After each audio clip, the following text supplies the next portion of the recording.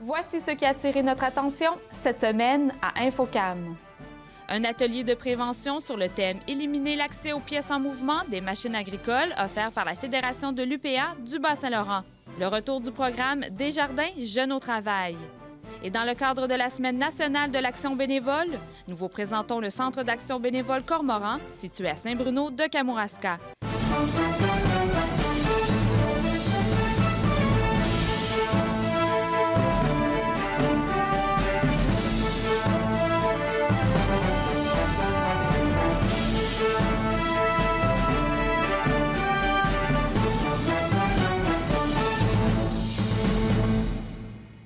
Bienvenue à votre bulletin d'information Infocam. Vendredi dernier avait lieu dans la municipalité de Saint-Alexandre un atelier de prévention sur les accidents de travail qui surviennent sur les terres agricoles. C'est sur le thème « Éliminer l'accès aux pièces en mouvement des machines agricoles » que portait cet atelier de prévention. Entre l'année 2009 à 2013, la CSST a recensé 250 accidents liés à des pièces en mouvement impliquant un travailleur agricole au Québec. Vous offrez un atelier de prévention sur le thème « Éliminer l'accès aux pièces en mouvement des machines agricoles ». Qu'est-ce qu'on retrouve dans cet atelier? Dans cet atelier, on va parler surtout, comme on parle en langage de cultivateur, de la prise de force, surtout la prise de force derrière le tracteur. On va avoir des témoignages de 2 personnes qui ont perdu des bras, des avant-bras, des bras complets avec une prise de force. Fait qu'il y a ça aussi. Il y a les grillages qu'on enlève sur les chaînes, les mouvements, les chaînes, les batteuses, qu'il y a beaucoup.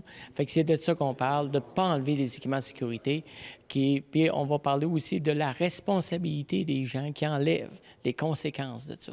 Il peut y avoir des conséquences jusqu'à juridiques qui peuvent être portées et des accusations au niveau criminel. Et à qui s'adresse exactement cet atelier? Cet atelier s'adresse à tout le monde qui va sur les fermes. Donc, ça s'adresse aux propriétaires de fermes, aux employés de fermes, les amis, les parents qui vont sur des fermes, parce qu'ils sont aussi à risque dans les fermes. Parce qu'on sait que les fermes, on ne peut pas les protéger tous à 100 %. Donc, il y a vraiment des points qui sont à découvert. C'est ça qu'on veut sensibiliser les gens pour pas que ça arrive. Et pourquoi faire un atelier? Parce que les gens sont mal informés de ce qui peut arriver sur les terres agricoles? On fait un atelier, c'est pour surtout emmener des nouveaux yeux sur la ferme. Donc, vous iriez sur une ferme, vous trouveriez des points dangereux. Nous autres, on est sur les fermes, ça vient qu'on ne les voit plus. Fait que c'est ça qu'on veut aussi, de faire un moment d'arrêt puis demander aux gens, arrêtez, on ne veut pas aujourd'hui porter de commentaires sur personne, mais c'est surtout arrêtez, faites un examen de conscience. Est-ce que je suis correct chez moi? Est-ce que vous avez des exemples de prévention pour ceux qui travaillent sur les terres agricoles qui est quand même important de savoir? L'an dernier, ça fait la 3e année consécutive qu'on fait. L'an dernier, nous avons parlé de la signalisation routière. Donc, ça, c'est les lumières, c'est les largeurs, c'est les règlements. Je pense qu'il y avait beaucoup de monde à Saint-Pascal et ça a été bénéfique parce qu'on n'a pas entendu parler qu'il y avait eu des accidents dans notre région. L'autre année d'avant, nous avons parlé de l'utilisation des tracteurs. Les tracteurs, c'est extrêmement dangereux. Je suis grand-père et j'ai été père, c'est sûr. Et on dit chez nous, la consigne, s'il y a un enfant dehors, vous arrêtez tous si vous ne le repérez pas. Parce qu'on sait qu'il y a eu des accidents, on ne pose pas de questions, encore de commentaires sur les propriétaires, mais c'est extrêmement dangereux. Les tracteurs qu'on a aujourd'hui, des gros tracteurs, on ne voit pas en dessous au bord. L'autre affaire aussi qu'on a signalé l'an dernier, c'est que le petit siège dans le tracteur, c'est pas un siège pour emmener des enfants. On peut le faire, mais c'est dans le point le plus faible du tracteur. Donc, s'il y a un renversement, c'est là que ça va se passer. La cabine est là pour porter un tour et non 3 tours. Fait que c'est surtout un siège d'instructeur. Fait que c'est toléré un peu, mais attacher la ceinture pour au moins tenir l'enfant sur le siège. Et quelle sorte d'accident qui est le plus récurrent sur les terres agricoles? Quel genre d'accident qu'on retrouve le plus souvent? C'est une personne qui se fait prendre les membres dans les machines. Donc, aujourd'hui, on a tous des PTO. Des PTO, c'est tous des PTO électriques ou à l'huile. Donc, ça peut arriver que ça fasse défaut, que ça se mette en marche. Quand vous allez utiliser une machine, vous allez faire l'entretien d'une machine, il faut arrêter le moteur du tracteur parce qu'il peut se remettre en marche tout seul, sans personne y touche. Ou même, j'ai déjà vu des moteurs qui virent avec un enfant dans la cabine. Ça, c'est extrêmement dangereux. Il peut toucher un piton puis ça part. Et pourquoi il y a autant d'accidents sur les terres agricoles? Est-ce que c'est à cause que les gens, ça fait longtemps qu'ils travaillent sur leurs terres agricoles, donc ils font plus vraiment attention? Vous savez, là, présentement, on a eu une grosse hiver, puis là, l'hiver, le printemps arrive. Donc, ça va presser tantôt. Fait que les cultivateurs vont faire sûrement des longues journées. Des longues journées, et à ce moment-là, la fatigue veut pas, elle embarque, et tu deviens moins prudent. Fait que c'est là qu'arrivent les accidents. Aussi, on court les coins ronds, là, vous excuserez l'expression, on tourne les coins ronds, et ça arrive dans ce temps-là. Il faut toujours penser sécurité. Le programme Desjardins Jeunes au travail est encore une fois de retour cette année. Voici tous les détails avec Maryse Pelletier. Donc, Desjardins Jeunes au travail, c'est une subvention d'emploi d'été pour nos étudiants de 15 à 18 ans, donc qui résident dans le Kamouraska. C'est sûr que là, au niveau c'est des emplois qui sont subventionnés par les caisses Desjardins. On a 2 caisses participantes cette année, soit la caisse de l'Anse de la Pocatière et la caisse Centre du Kamouraska. On a 11 emplois disponibles. Donc, au niveau de la subvention, c'est 50 du salaire minimum. C'est intéressant là, pour les employeurs. Et ils doivent embaucher le jeune 180 heures là, pendant l'été. Et quel genre d'emploi qu'on peut retrouver parmi les 11 employeurs? Bien, ça peut être de tout genre d'emploi, c'est ça. Actuellement, on est vraiment en demande, on recueille les demandes de subvention des employeurs. Fait que ça varie toujours d'une année à l'autre. Ça peut être autant des postes au niveau du service à la clientèle, des postes plus de journaliers dans des entreprises ou encore des postes plus sociaux comme moniteur de terrain de jeu ou préposé à accueil touristique, des trucs comme ça, là. Mais d'une année à l'autre, on va vraiment, la Caisse et nous, Projection, on va vraiment évaluer la qualité de l'emploi parce qu'on reçoit quand même plusieurs demandes. Je prends, par exemple, la Caisse Centre du Kamouraska qui offre 8 emplois sur les 11 disponibles. Donc, j'ai quand même plusieurs entreprises qui font la demande. Et puis, à ce moment-là, bien, on fait une sélection pour en choisir 8 et 8 de qualité. Et c'est quoi exactement les critères que les jeunes doivent avoir pour participer à ce programme? OK. Donc, les employeurs, dans le fond, ils doivent recruter des jeunes de 15 à 18 ans. Ces jeunes-là, et même nous, on participe, je vois dans les écoles, je fais une tournée. Donc, on veut rencontrer des jeunes de 15 à 18 ans qui sont intéressés, il faut qu'ils soient étudiants aussi, là, qui sont intéressés à travailler parmi les 11 emplois qu'on va présenter. Ils suivent une formation avec nous. Donc, tout ce qui est recherche d'emploi. Les employeurs n'ont pas à s'occuper du côté recrutement, si on veut. On s'en occupe, on affiche les offres d'emploi, on rencontre les jeunes. Et suite à ça, les jeunes vont postuler dans des emplois, dans les entreprises là, financées par Desjardins Jeunes au travail. Donc, ceux qui les intéressent, ils peuvent être 4 à être intéressés par un poste en question. Et l'employeur doit la responsabilité de passer les 4 en entrevue et il fait sa sélection parmi les jeunes là, qui ont fait la formation. Est-ce qu'il y a un nombre d'heures établi pour ce programme durant tout l'été? Oui, exactement. Dans le fond, le jeune doit faire 180 heures. Fait que l'entreprise doit s'assurer de pouvoir embaucher le jeune 180 heures dans l'été. Ça représente 6 semaines de 30 heures. Mais on est quand même flexible. Ça peut être 8 semaines de 20-25 heures aussi. Est-ce que ça peut arriver que le jeune puisse garder le travail après l'été? Bien oui, c'est sûr qu'on est toujours heureux de savoir que le jeune, c'est le but aussi, parce que Desjardins Jeunes au travail, c'est des jeunes qui sont sans expérience ou peu d'expérience de travail. Donc, le but de Desjardins Jeunes au travail, c'est vraiment de leur donner une première expérience de travail pour leur donner un bon coup de pouce, puis éventuellement, quand ils gardent leur emploi, puis c'est pas rare, là, quand même, à chaque année, j'en ai quelques-uns qui me disent « Oui, on a gardé notre jeune après l'été, pendant l'automne, donc pour les fins de semaine. » C'est toujours intéressant, là, dans ce cas-là. Et c'est quoi l'objectif d'un tel programme? C'est vraiment de permettre aux jeunes de 15 à 18 ans d'avoir un premier emploi d'été. Il faut que les employeurs soient, comment je pourrais dire ça, qu'ils soient ouverts à embaucher des jeunes qui n'ont pas beaucoup d'expérience. Souvent, on se tend à embaucher des étudiants qui sont du cégep, qui ont beaucoup d'expérience de travail déjà, qui sont mobiles, donc qui ont une voiture pour se déplacer. Là, on a des jeunes de 15 à 18 ans qui ont peu d'expérience, qui ne sont pas toujours mobiles, mais que, bon, souvent, les parents sont prêts à faire un bout de chemin et tout. C'est vraiment pour favoriser une première expérience. Et en terminant, on a jusqu'à quand pour s'inscrire et c'est quoi les étapes qu'on doit faire? Okay. Bien là, vraiment, actuellement, on est dans le recrutement au niveau des employeurs. Les employeurs ont jusqu'au 15 avril pour faire une demande de subvention. Mais les jeunes, moi, je suis toujours ouvert. Là, s'il y en a qui se sentent interpellés et qui disent « Ah, moi, j'aimerais ça participer aux ateliers de Desjardins Jeunes au travail », ils vont avoir lieu à la mi-mai. Et les jeunes peuvent s'inscrire. Donc, ils ont juste à me contacter. Puis, suite à ça, là, on pourra procéder à l'inscription puis attendre. Mais on n'a pas encore la liste des emplois disponibles. Mais là, à partir du 20 avril, là, ça va être diffusé largement. Du 12 au 18 avril prochain, c'est la Semaine nationale de l'action bénévole. Nous avons profité de cette occasion pour visiter le Centre d'action bénévole Cormoran, situé à Saint-Bruno de Kamouraska. Le Centre d'action bénévole, c'est un organisme qui a été créé en avril 92, donc ça fait 23 ans cette année que le centre existe. La mission d'un centre d'action bénévole, c'est de promouvoir l'action bénévole. Et comme on est en région, on est un petit centre d'action bénévole par rapport au grand centre, alors nous, on a accès aussi nos services, sur les services à la population, les services de maintien à domicile auprès des personnes en perte d'autonomie. C'est principalement des personnes âgées qu'on dessert. Combien de bénévoles avez-vous? Présentement, on a, sur tout le territoire du Kamouraska, on a 170 bénévoles inscrits environ, là, grosso modo. Il y en a qui sont plus actifs que d'autres, c'est sûr, mais ça joue là-dedans, 170 personnes. J'imagine, c'est pas toujours évident d'avoir des bénévoles qui veulent bien donner de leur temps. Est-ce que vous êtes toujours à la recherche de bénévoles? Oui, on est toujours à la recherche de bénévoles. Il y a des secteurs que c'est plus difficile de recruter, donc on a un plus grand besoin au niveau de la visite d'amitié. Ça, c'est un service qui est en demande et on a beaucoup de difficultés à trouver des gens là, pour offrir ce service-là, entre autres. Et si on revient aux services que vous offrez, parlez-nous un peu plus des services.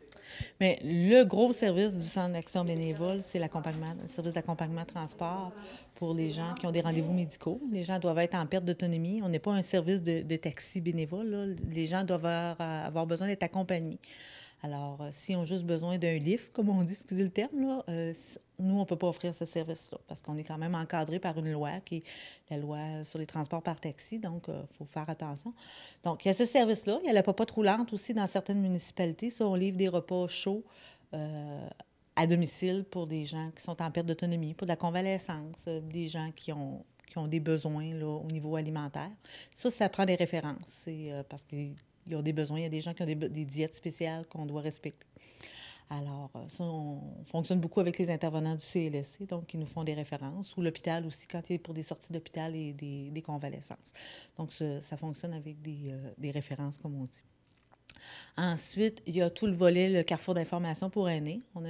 J'ai une employée qui est là à raison d'une journée par semaine, qui va à domicile pour toutes les gens qui ont des questions, aider à remplir les demandes de pension, régie des rentes, des formulaires d'assurance, des changements d'adresse. Donc, les gens appellent ici, puis nous, on la réfère à notre employé. Ça, c'est le carrefour d'information pour aînés. On a le service Maître de ses choix. Ça, c'est un nouveau service. Ça fait 1 an et demi qui est en fonction. Ça, c'est avec tous les centres d'action bénévole du Bas-Saint-Laurent, les 8 centres d'action bénévole. Et c'est pour prendre une décision éclairée sur un futur lieu de domicile. Pas obligé de déménager demain matin, mais les gens se posent des questions. Comment je vais faire pour déménager? Comment je veux m'en aller dans telle résidence? Alors, c'est pour faciliter qu'ils puissent prendre des choix éclairés, puis par eux autres mêmes aussi, pas que ça leur soit imposé. Dans le fond, qu'ils préparent un éventuel changement de milieu de vie. On a le volet rapport d'impôt. On est en plein dedans, donc on offre le service de préparation de rapport d'impôt pour les gens à faible revenu. Donc, les gens appellent ici, on les réfère à notre équipe de bénévoles. Et depuis janvier 2014, on est aussi responsable du centre de jour communautaire. C'est en collaboration avec le C3S, donc c'est un nouveau volet qui s'est développé. C'est des activités pour des gens qui sont en légère perte d'autonomie et qui doivent faire des activités pour garder leur autonomie. Et ça fonctionne bien. On a 4 groupes, un à la Pocatière, 2 à Saint-Pascal et un à Saint-Alexandre. Donc, ça, si les gens veulent participer à ça, il faut qu'ils appellent au CLSC. Et là, le processus de référence va s'enclencher. Vous êtes situé à Saint-Bruno de Kamouraska. Est-ce que vous desservez tout le territoire du Kamouraska? Oui, on dessert de Saint-Alexandre à la Pocatière, les 17 municipalités, dans le fond, là. Il y a certaines localités où j'ai des comités plus spécifiques de bénévoles, mais ils sont rattachés au Centre d'action bénévole. Mais sinon, tout passe ici par le Centre d'action bénévole. C'est la Semaine nationale de l'action bénévole du 12 au 18 avril. Qu'est-ce que vous proposez ici? Bien, nous, pour nos bénévoles du Centre d'action bénévole, le 14 avril, on va avoir un dîner. C'est uniquement pour nos bénévoles. Mais je sais qu'il y a plusieurs municipalités, plusieurs organismes aussi qui soulignent la Semaine de l'action bénévole. Donc, dans chacune des municipalités, les bénévoles vont être invités à aller participer aux activités là, qui leur sont proposées. Et pourquoi qu'il y a une Semaine nationale de bénévoles? C'est quoi l'objectif? Bien, c'est pour reconnaître le travail de nos bénévoles. Ça fait 40 ans que la Semaine d'Action bénévole est soulignée au Québec. Alors, c'est important, les bénévolats, donc, pas juste au niveau du maintien à domicile, mais dans toutes les sphères, là, autant dans les écoles, au niveau religieux, au niveau municipal. Donc, des bénévoles, si on n'aurait pas de bénévoles dans nos localités, il y aurait des problèmes. Là, on n'aurait pas les moyens de payer tout, la société n'aurait pas les moyens de tout payer. Donc, c'est pour ça qu'il y a plus de 40 ans, là, cette semaine-là a été décidée. Et le but premier, c'était pour de reconnaître les bénévoles. Et en terminant, si on veut s'informer sur vos services que vous offrez plus en détail, est-ce que vous offrez un site Internet? Oui, le site Internet, bien, c'est pour l'ensemble des centres d'action bénévole du Bas-Saint-Laurent. C'est actionbénévolebsl.org. On est en train de le refaire, par exemple. Là. On est en train de le revoir. Il faut mettre ça à jour de temps en temps. Les gens peuvent nous rejoindre par téléphone au 492-5851. Il y a toujours le fax aussi, qui est le 492-1725, et l'adresse électronique, qui est le cadre-cormoran@vidéotron.ca. Donc, les gens peuvent... Il y a beaucoup de gens qui fonctionnent par courriel, puis ils peuvent nous rejoindre là, comme ça, sans problème. Ils peuvent venir nous visiter aussi ici au bureau, il n'y a pas de problème. Merci beaucoup. C'est moi qui vous remercie. Cette semaine, la municipalité de Saint-Denis-de-la-Bouteillerie est à l'honneur à Plaisir d'été au Kamouraska. Saint-Denis regorge d'histoires avec la Maison Chappet que les deux animatrices vous font visiter. Elles en profitent également pour faire un tour au Grand Salon des produits régionaux et au Symposium de peinture du Kamouraska. Elles parleront également de l'épicerie en ligne Entre nous les paniers. C'est donc un rendez-vous lundi 13h30, en rappel mercredi 21h30.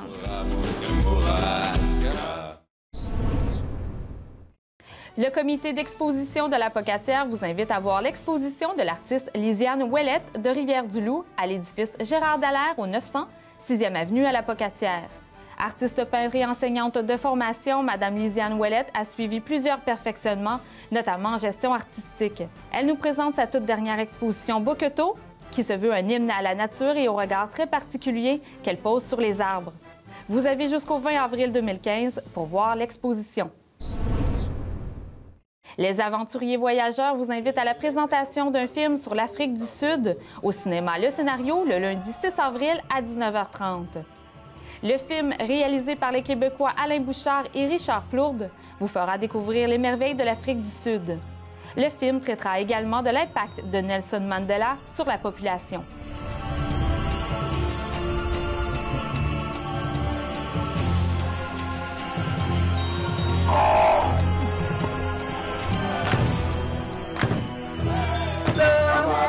Bravo,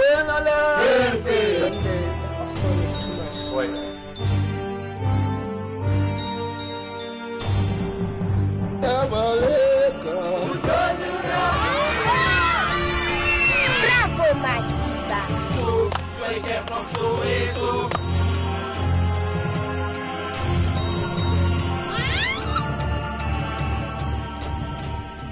We will get our new South Africa. Nous vous présentons encore une fois cette semaine 2 capsules sur la PHK et Résidence L'Envol afin de souligner le 30e anniversaire de cet organisme qui vient en aide aux personnes handicapées. Résidence L'Envol est un projet de la PHK afin d'offrir un milieu de vie normalisant, adapté et sécuritaire à des personnes vivant avec une ou des limitations physiques ou intellectuelles. J'avais un petit mot à dire aux intervenants de la PHK. Bien, dans le fond, c'est mes collègues de travail, c'est de leur dire de continuer leur beau travail. C'est des gens, dans le fond, qui ont à cœur ce qu'ils font. Je pense que, puis quand je parle aussi de mes collègues de travail, c'est aussi les gens, ceux qui travaillent à la résidence L'Envol. C'est des gens qui sont très appréciés. On n'a que des bons mots à leur dire. Je pense que ils font du bon travail. On est fiers, en tout cas, moi, je suis fière d'eux autres. Ils sont vraiment très généreux de leur temps. Puis c'est des personnes qu'on a connues compétentes. Ça fait plusieurs qu'on passe à Saint-Pascal. Et puis on s'attache toujours à ces personnes-là. On veut les garder le plus longtemps possible. Et je pense, mais cette année, au moins, depuis 2 ans, avec Élise, il y a une belle continuité. On espère la garder très longtemps. Oui, ça va très bien.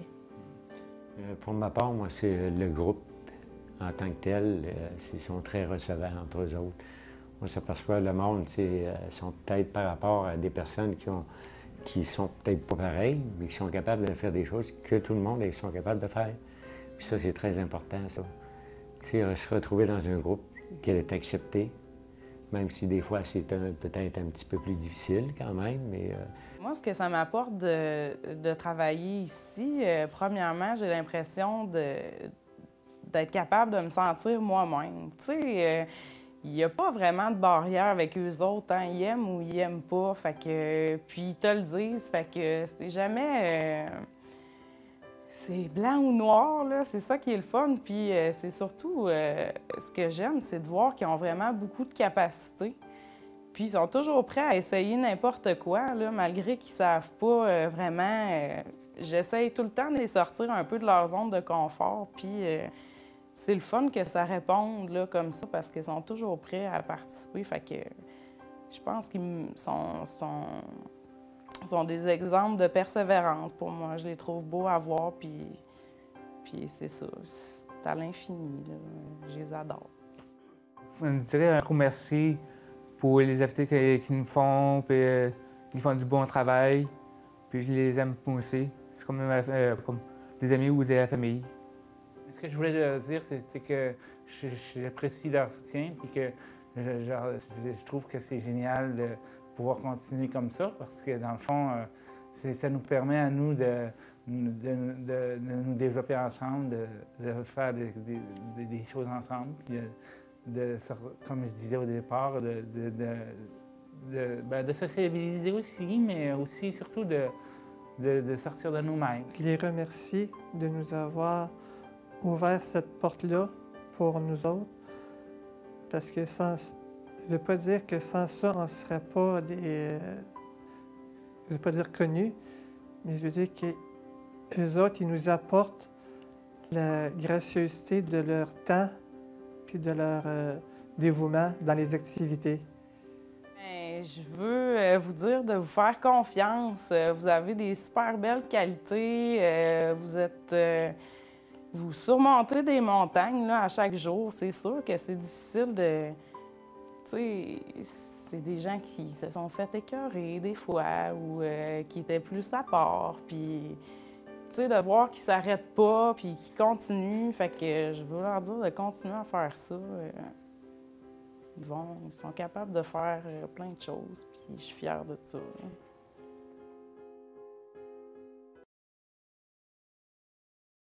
La résidence en vol, c'est un projet d'établissement ici à Saint-Pascal, un projet avec 10 appartements. Les 10 logements sont complets depuis l'ouverture, octobre 2010. Donc, nous avons 6 studios et 4 appartements avec chambre. Donc, 10 locataires ici avec des services, 10 employés aussi.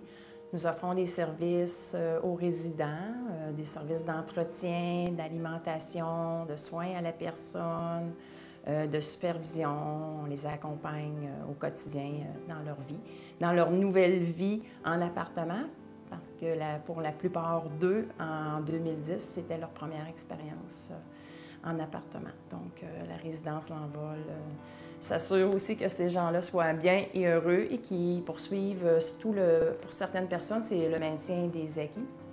Et pour d'autres, c'est de développer un petit peu plus d'autonomie.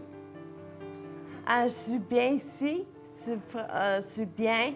J'ai un chum dans ma vie, fait que c'est ça l'important. Je suis heureuse avec lui, en L'Envol, on reste ensemble. C'est vrai. Des fois, on va super capable, on super à côté de l'autre. Moi, j'aimais ça rester avec lui. Les journées que je suis à L'Envol, des fois, je fais des jeux, des fois, j'écoute le hockey, des fois, je me colle avec Patricia. À L'Envol, la vie, c'est différent d'un appartement normal.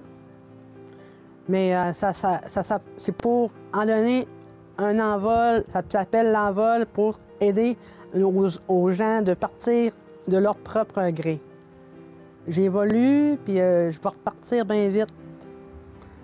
Puis j'aime ça beaucoup, puis ça m'a donné une chance de reprendre en main. Bien, on rencontre des personnes, là. Des personnes comme nos amis. On se tient en gang, on fait des activités. Moi, j'aime beaucoup l'envol. J'aime tout. Moi, sa activité préférée, c'est basketball, soccer, volleyball. Au départ, j'étais en famille d'accueil, puis j'avais le goût de prendre l'autonomie, puis de vivre c'est quoi toute seule là, de vivre c'est quoi que ça fait d'être plus seule. J'ai développé beaucoup mon autonomie, puis la vie communautaire là, entre colocs, là, entre amis. Là.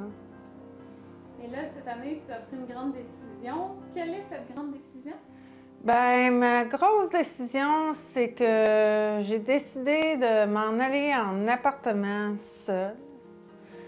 Car j'étais prête, là. J'avais passé une couple d'années à l'envol, puis je voulais, c'était mon but premier de m'en aller en appartement, puis j'avais acquéri tout ce que j'avais à acquérir pour me rendre jusque-là. Fait que j'ai décidé que je m'en allais.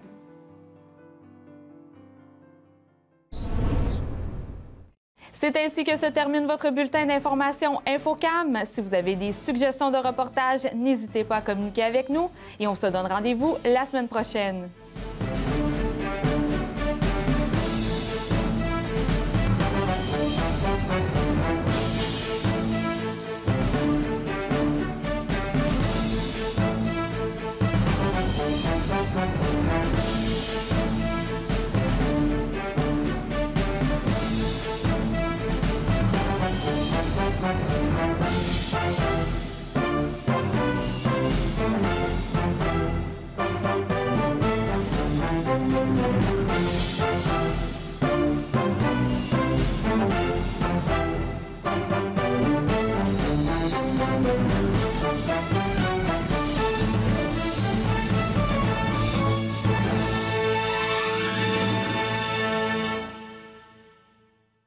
Mallette de Saint-Pascal est fière d'être associée à cette émission. Mallette, 470 Avenue Chapelot à Saint-Pascal, 88 492 3515.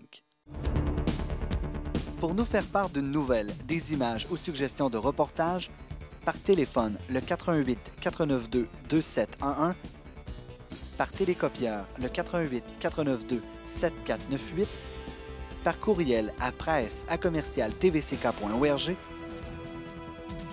et par Internet au www.tvck.org. LC Productions est fière d'être associée à cette émission. LC Productions se spécialise dans la conception et l'hébergement de sites Web.